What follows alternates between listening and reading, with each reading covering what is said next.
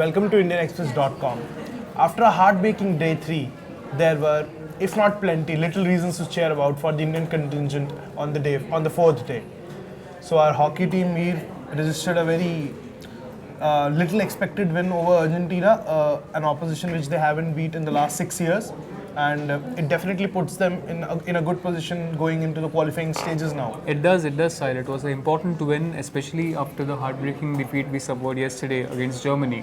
Now it is important that India wins this match because two defeats in a row or a defeat and a draw would not exactly have jeopardized chances to reach the quarterfinals, but then it would put unnecessary pressure on the team.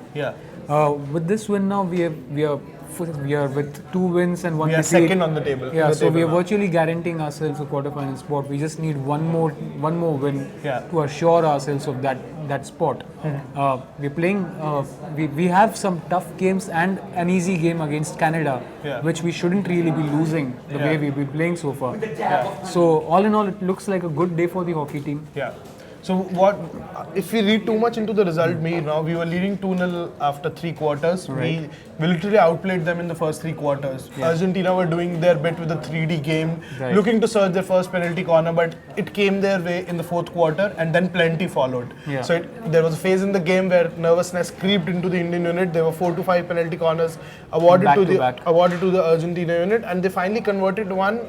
But there was a lot of panic setting in there. So what do we need to do? Because this is what happened. This is which happened against Germany also yesterday. So this is one area where we need to iron out the flaws now. Yeah, I guess that is one aspect of the game which, regardless of the generations or the hockey playing generations, that is one aspect that is stuck with the team.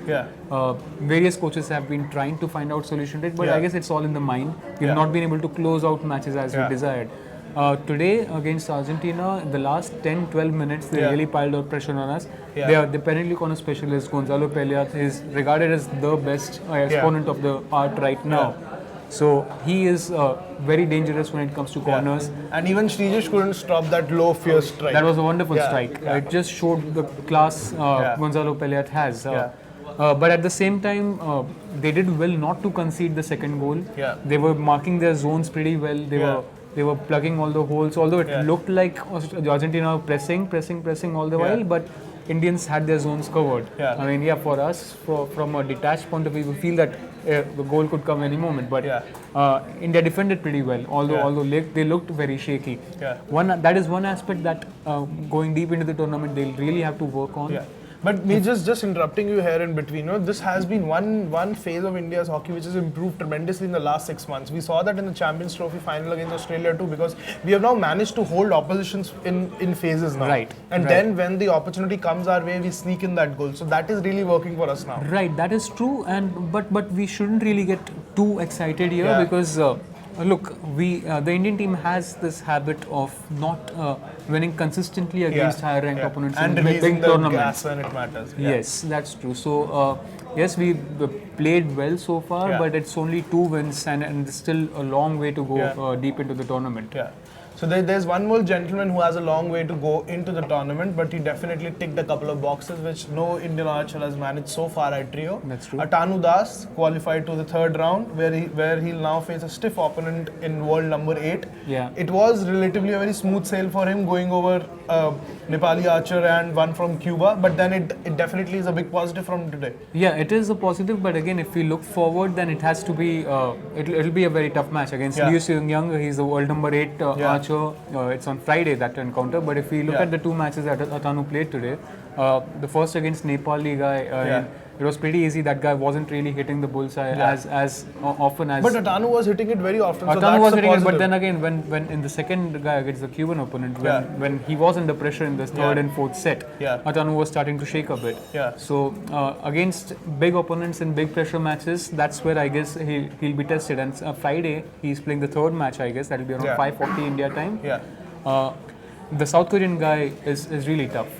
Now the thing with Atanu most South Korean guys are. Most South Korean guys are. The thing with Atanu is that he's given the world number 1 a good run for his money in the World Cup in Antalya a few months back. So he'll take a lot of confidence going into this match. But again, it will be a very, very tough match for him to progress to the quarterfinals. And like most Indian athletes, he will have an outside chance, as we always say that Indians do have an outside chance. That's one thing we always have. We're just touching upon the test as of now. Another test begins tonight about 2:30 India time, late in the night, when most of us will be snoozing off in the comfort of our beds. When Vikas Krishna Yadav will actually start his 75 kg campaign against a US boxer. So boxing starts. We have 3 boxers after all the mess in the country's federation and whatever has been happening. Vijayendra going to pro, everything. A lot has happened. But now we have 3 boxers who will be representing under the Indian flag. Vikas Krishna Yadav starts today. What do you make of him and his chances? Well, of the 3 Indian boxers, he's got the best draw, so to say.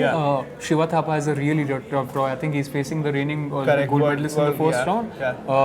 Manoj, well, he isn't really expected to do that well. He's still young. He still hasn't really done enough for us to really have that but he has a gold medal to his credit. That's true, but again, in big matches, big pressure, we expect Shiva Thapa and Vikas Krishna to really go out there because they're the more experienced guys, more sought after boxers in the country. So. I guess one thing would be that you don't sleep tonight and just watch 10 minutes of that bout. It will be a good one. So you keep watching IndianExpress.com because we'll bring you Vikas Krishna Yadav's first bout at Rio 2016 Olympics live. Till then, keep watching.